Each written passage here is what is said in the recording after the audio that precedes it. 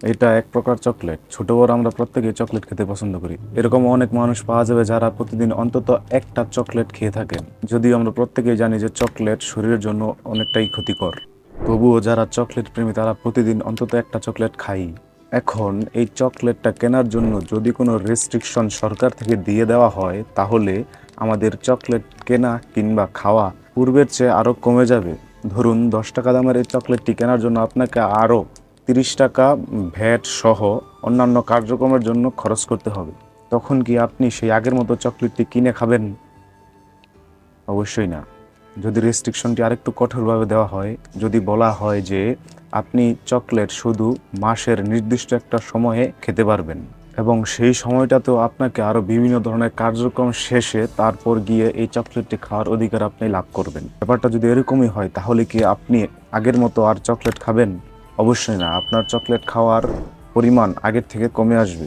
এই যে চকলেট কিংবা অন্যান্য খাদ্যবস্তু আমাদের খাওয়ার আকাঙ্ক্ষা, সেটা মানুষের তথা সকল জীবেরই জন্ম থেকেই স্বাভাবিকভাবে প্রবৃত্তি হিসাবে কাজ করে। শুধু খাওয়া নয়, আরও বিভিন্ন বিষয় আছে।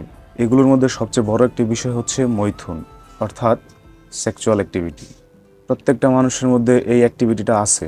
তবে যদি এটা উন্মুক্ত করে দেওয়া হতো, তাহলে সমাজের সামঞ্জস্যতা আর থাকতো না, বিশৃঙ্খলা দেখা দিত। তবে সেই ক্ষেত্রে যদি একটি রেস্ট্রিকশন দেওয়া হয় যে আপনি নির্দিষ্ট একটা সময়ে এসে নির্দিষ্ট একটা মানুষের সাথে মৈথুন কার্য চালাতে পারবেন, তাহলে তখন আর সমাজে বিশৃঙ্খলতা থাকে না এবং সেই মৈথুন কার্যের পরিমাণটাও কমে আসে।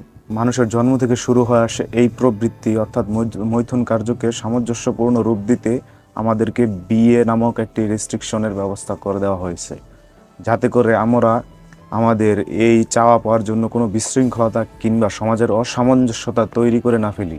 তদ্রূপ প্রত্যেকটি মানুষের জন্মগতভাবেই মাংস খাওয়ার অধিকারও রয়েছে।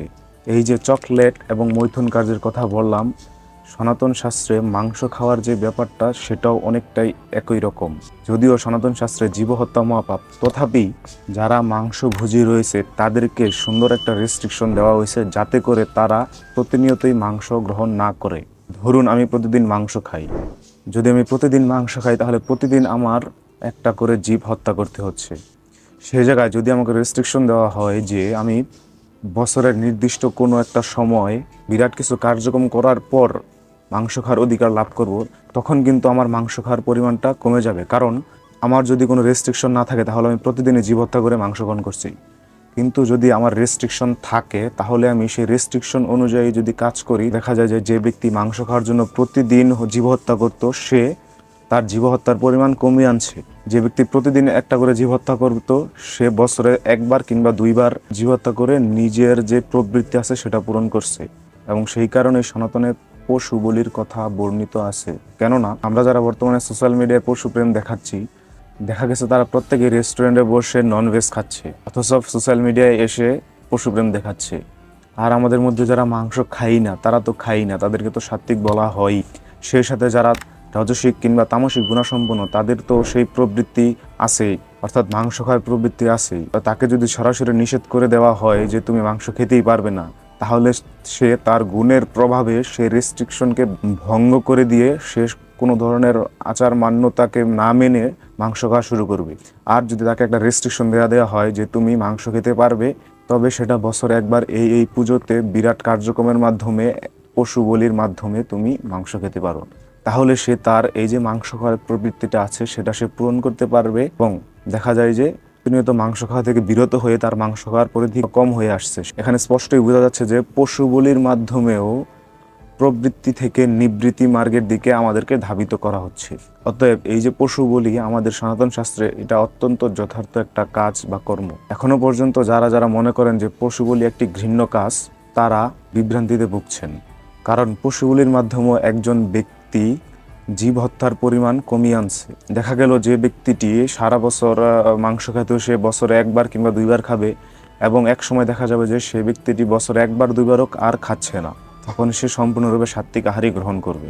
আশা করি আপনাদেরকে আমি অল্প কিছু হলেও বোঝাতে পেরেছি যে কেন সনাতন শাস্ত্রে পশুবলির বিধান রয়েছে এবং এটা সমাজের জন্য কতটা উপকারী। তাছাড়া সনাতন শাস্ত্রে এও বলা আছে যে প্রবৃত্তি নিবারণের জন্য যে সকল পশুকে বলি দেওয়া হবে, তাদেরকে উন্নত স্তরে পৌঁছে দিবেন স্বয়ং ভগবান। তাই আমাদের উচিত যারা প্রতিদিনই মাংস খাচ্ছি তাদের সেই রেস্ট্রিকশন অনুযায়ী খাওয়া এবং সেই সাথে নিজেকে প্রবৃত্ত থেকে নিবৃত্তি মার্গে নিয়ে যাওয়া এবং সাত্ত্বিক আহারে পরিণত করা।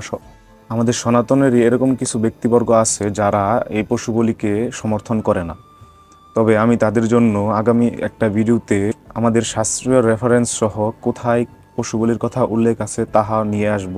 এবং সবচেয়ে গুরুত্বপূর্ণ ব্যাপার হচ্ছে নতুন কিছু বৈষ্ণবীয় ভক্ত বের হয়েছে যারা একে সম্পূর্ণরূপে অসমর্থন করে, অথচ তাদেরই পরম্পরা এই পশুবলিকে সম্পূর্ণরূপে স্থান দিয়েছে।